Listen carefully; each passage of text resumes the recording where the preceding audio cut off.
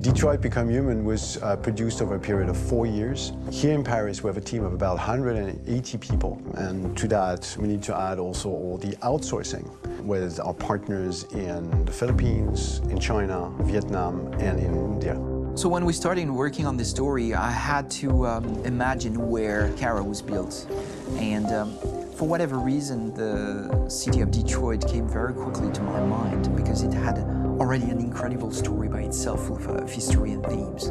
So we traveled there with the team and we were really moved by what we saw, and we could really feel the desire to fight and really be born again. And we just continued this curve, this growth, and just imagine what Detroit would be like if the Android industry was, using these huge factories to build androids there.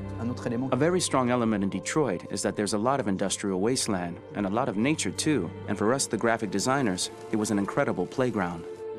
The destroyed zones which we wanted to preserve, we appropriated them to turn into something else. Then in the areas that needed to be rebuilt, we were able to imagine our Detroit of the future.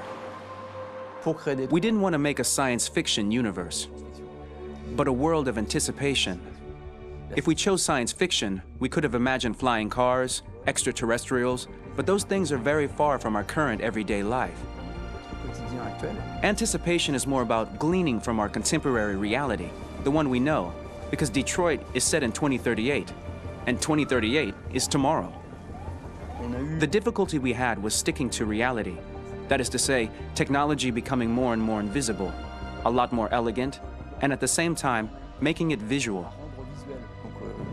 So all the computer equipment, autonomous cars, we simply had to invent. They are in fact very technological objects, but at the same time remain very credible and ingrained in reality. To create a cohesive universe in the fashion and clothing of the human characters in 2038, I didn't want to put an accent on strange shapes, or really vibrant colors, and things we wouldn't know. That I wanted to keep for the androids. The goal was to create something familiar which we can identify with in this future setting. Working on the artistic direction for the androids was a bit special because this is a project about the place they could occupy in the human world. It was out of the question for them to be too beautiful or too perfect. They had to correspond to every social class, rich and poor. Inspired by everyday utilitarian clothes, I brought a modern touch by adding dynamic display surfaces, the armband we can see on the side, the triangle on the front and back, an LED. Like that, there's no confusion. Wait. You're sending an android? All right, ma'am. We need to go. You can't do that. Why aren't you sending a real person? Once we cast the actors, we travel to meet them in order to scan their faces. We record the structure of their face with the scan. And we record the colors and patches of skin with photography. Once we have this information, we will use this as a basis for modeling and creating the characters. The artist will make it more realistic, but will also enrich it. He will propose ideas which we will develop together. Finally, we will have a character with character who corresponds to the project and the world.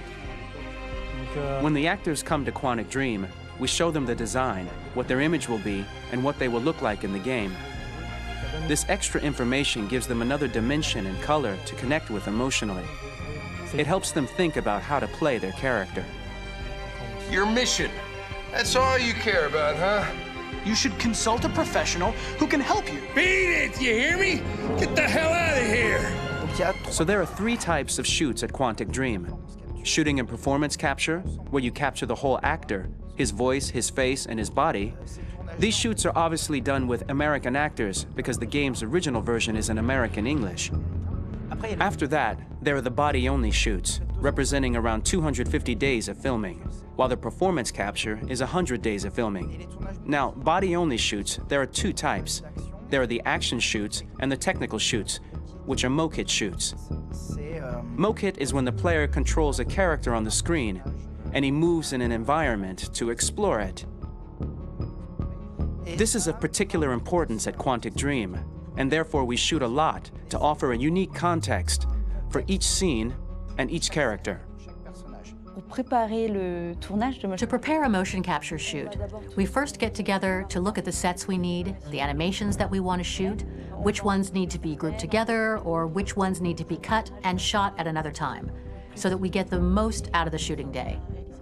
This often means shooting scenes out of order, especially those with big props or accessories, like a big car, for example.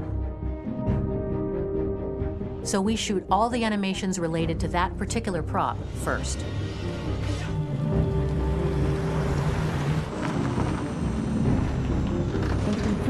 The biggest challenge for the mocap team was shooting a Spider-Man mo-kit. We had to build a wall and attach an actor to a harness with cables so we could pull him up and render him climbing. The shooting on this game total took about, I would say, more than a year, maybe 1 and 2 years, with about 300 actors on set, so it's quite a massive production. But so much happened on this set, between the stunts and the shootings with a little girl and all these great actors that we had. It was really a very, very memorable journey for the team and for myself. Today, Detroit has over 37,000 animations. When we retrieve the motion capture data, it's just a cloud of points, which represent all the markers worn by the actors. From this cloud of points, we have a phase called retargeting, which gives us a skeleton. This skeleton will be applied to the characters of the game.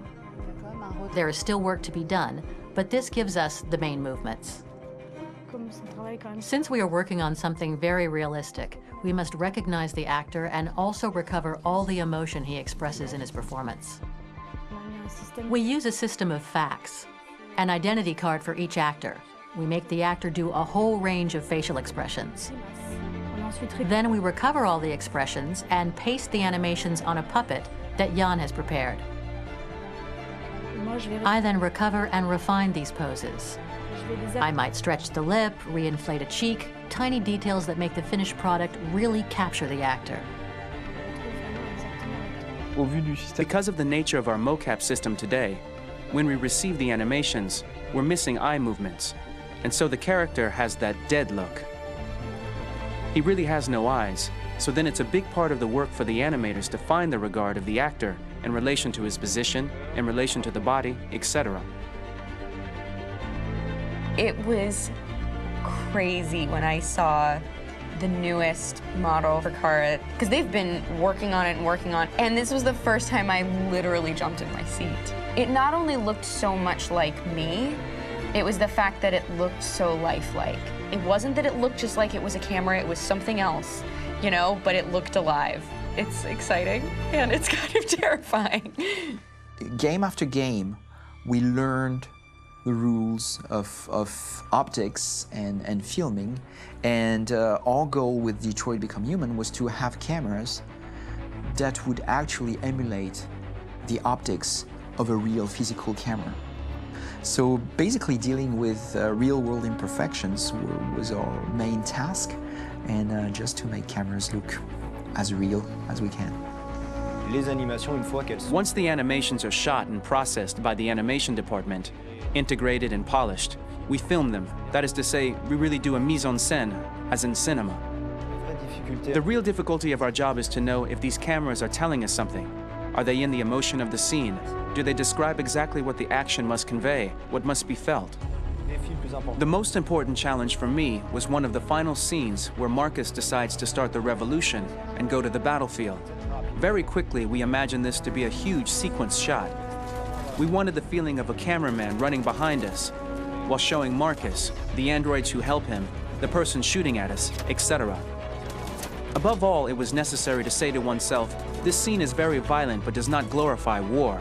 On the contrary, that war is something improbable and absurd. It was really a fun challenge. The idea was to say we have 3 characters. We would like each of them to have a specific cinematography.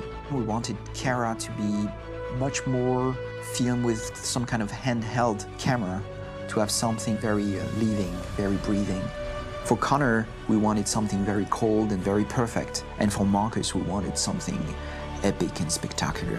So it was about the filming, but it was also about the photography. So we worked with a director of photography to give each character a different lighting, different key colors. Each of them would have their own worlds. And finally, we worked with the composers, so they would create a specific sound for each character, so each would have his own world and his own style.